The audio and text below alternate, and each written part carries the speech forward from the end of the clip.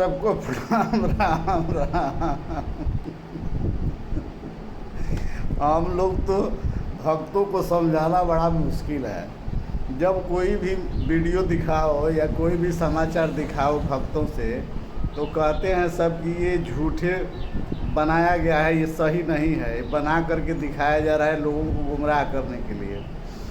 जबकि हम ये पूछना चाहते हैं कि जब इस समय जितनी घटनाएं घट रही हैं, अगर उसको लोग दिखा रहे हैं तो भक्त समझ रहे हैं कि ये गलत है, ये बीजेपी के खिलाफ भड़काया जा रहा है, तो हमको बड़ी हंसी आती है। तो हमने सोचा कि उस समय ये लोग क्यों नहीं कहते थे कि ये गलत न्यूज़ है, जब तरह तरह के कांग्रेस पर घोटाले के आरोप लगते थे, और जिस घोटाले के आरोप पर ये सरकार कहती थी कि हम आते ही सबको जेल में ठूस देंगे, किसी को बाहर रहने नहीं देंगे, काला धन वापस लाएंगे, 15-15 लाख खाते में देंगे, महंगाई जीरो होगी, डीजल पेट्रोल 25 रुपया 26 रुपया और 35 रुपया 36 रुपया होगा, गैस सिलेंडर 200 होगा। तमाम वादे करके सरकार में आई और आने के बाद तुरंत चौकीदार बन गई। और जब सरकार चौकीदार बन गई तब से इतने बड़े बड़े घोटाले, इतने बड़े बड़े चोरी होने लगे कि हमारे भक्त मानने को तैयार नहीं। जैसे रामलला का मंदिर बनने लगा, वहाँ कई हजार करोड़ की ज़मीन कोदो के भाव बेच दी गई, और उसी ज़मीन को फिर सरकार के लोगों ने करोड़ों रुपये में बेच डाला। पहले कोदो के भाव लिया, फिर खरबों में बेचा। आज जिस बात पर हम बात करने आए हैं वो है हमारे केदारनाथ प्रभु भोलेनाथ जी का मंदिर। आज तक राम के नाम पर या राम को चूना लगाकर या राम के ज़मीन के साथ खेलकर ये सरकार में आई और उनके नाम पर बहुत सारा चंदा इकट्ठा की और उस चंदे से अपनी सरकार को आगे बढ़ाई, चुनाव जीती, सांसद विधायक मंत्री सब खरीदी, क्योंकि चंदे में बड़ी पैसा आया था। उसके बाद पीएम केयर फंड में आया था, जिसके चलते आपने देखा होगा मध्य प्रदेश में 50-50 करोड़ में विधायक खरीदे गए। ये भी आप लोगों ने देखा कि उन्हें कई कई मकान देने के वादे किए गए, मतलब फिर मंत्री पद देने की बात की गई, फिर सरकार बनी, आप लोगों ने देखा भी, अच्छी खासी चलती हुई सरकार तोड़ी गई पैसे के बल पर। आखिर पैसा आया कहाँ से? तो रामचंद्र जी के चंदे थे और रामचंद्र जी के बेचे हुए ज़मीनों के पैसे थे। फिर ये चुनाव जीतने के लिए और फिर सरकार में आने के लिए इनके लोगों ने केदारनाथ मंदिर के गर्भगृह में जो सोना लगा था, भक्तों ने जो सोना दान किया था, जो सोना केदारनाथ मंदिर के गर्भगृह में लगाए गए थे, उस सोना को भी लोग चोरी कर लिए। और चोरी करने वाला कोई और नहीं, सरकार के ही लोग हैं। अजय जी हैं, अनंत अंबानी जी हैं, तरह तरह के तमाम लोग हैं कि गर्भगृह से सोने को निकाल लिया गया और उसे अपने काम में यूज करते हुए उस जगह पर पीतल का चादर लगा करके उसे सोने के पॉलिश से पेंट कर दिया गया, जिसका वीडियो वायरल हो गया। वायरल होने के बाद कोई सरकार के किसी लोगों ने इस पर सवाल नहीं किया और सब चुप्पी साधे रहे।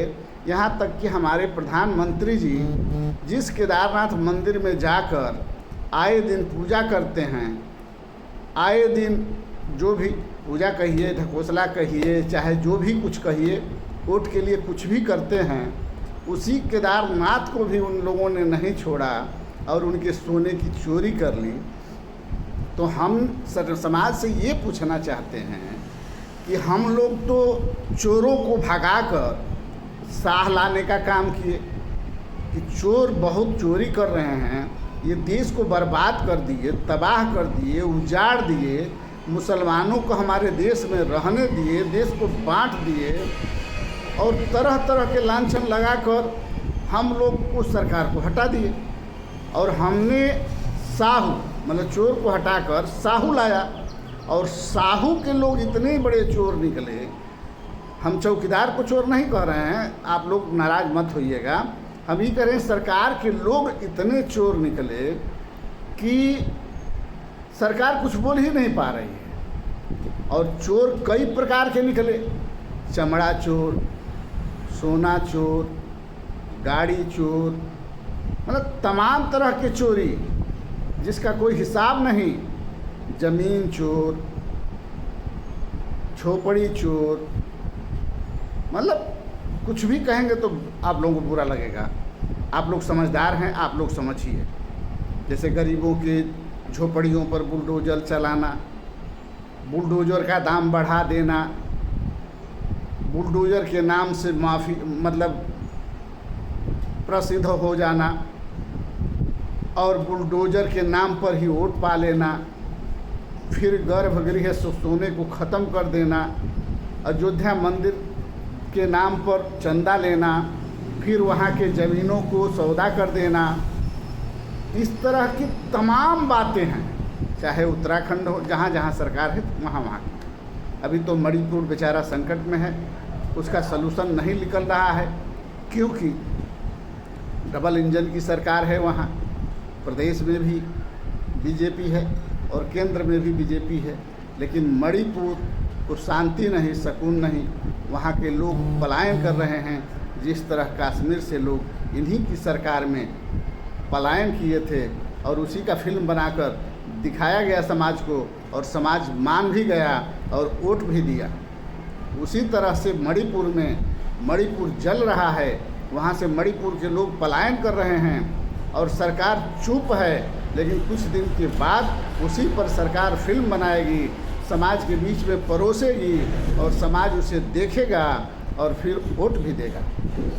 क्योंकि समाज बहुत बड़ा भक्त है, न भगवान का भक्त है, न केदारनाथ का भक्त है, न हमारी देवी देवताओं का भक्त है, बल्कि सरकार का भक्त है।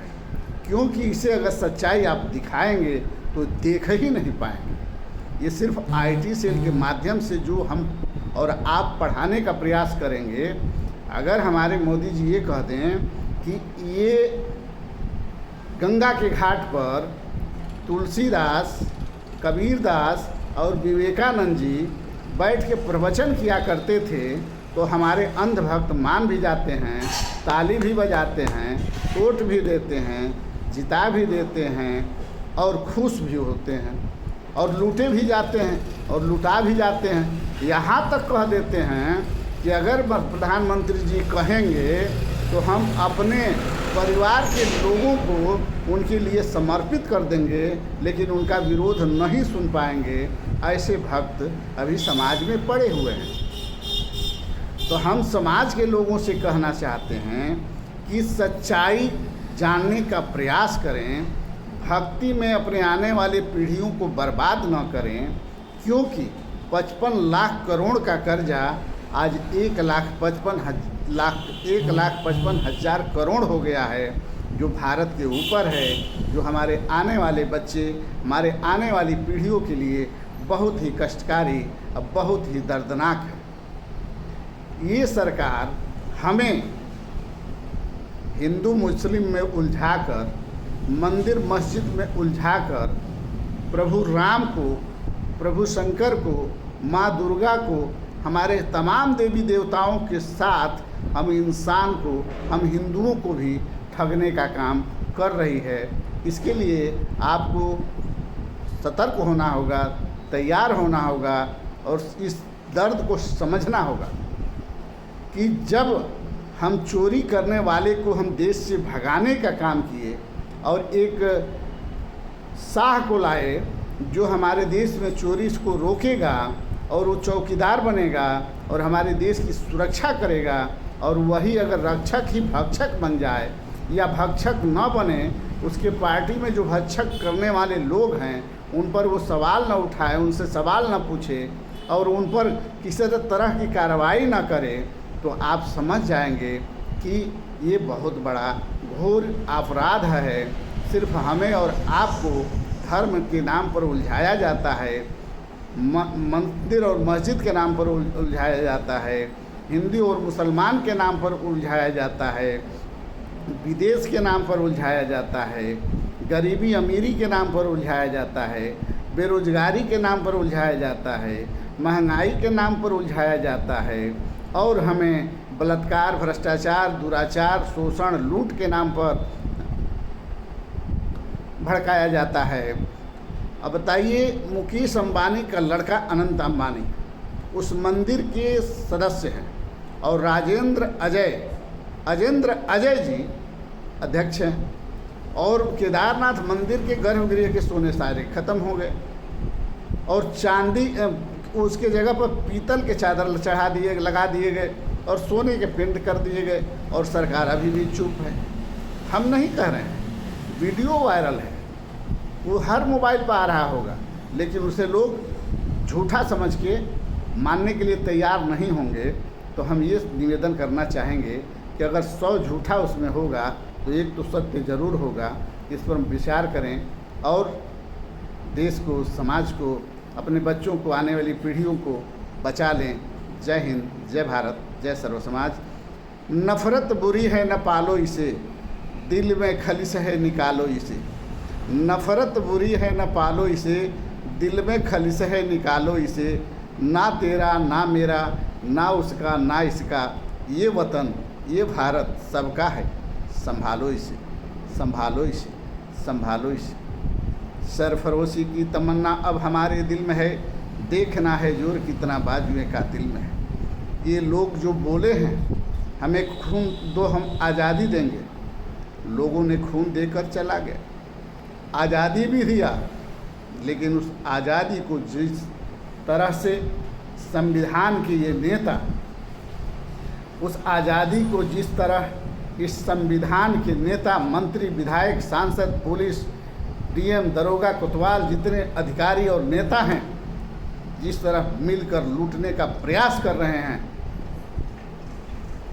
आज़ादी के मुंह पर तमाचा है, आज़ादी के साथ धोखा है, हमारे और भारत के साथ धोखा है, समाज और देश के साथ धोखा है। देश को बचा लीजिए, बचा लीजिए, बचा लीजिए, चाहे चोर से, चाहे बादमाश से, चाहे अधिकारी से, चाहे मंत्री से, चाहे विधायक से, चाहे सांसद से, चाहे अधिकारियों से या चौकीदार से। देश को बचा लीजिए, बचा लीजिए, बचा लीजिए, बचा लीजिए।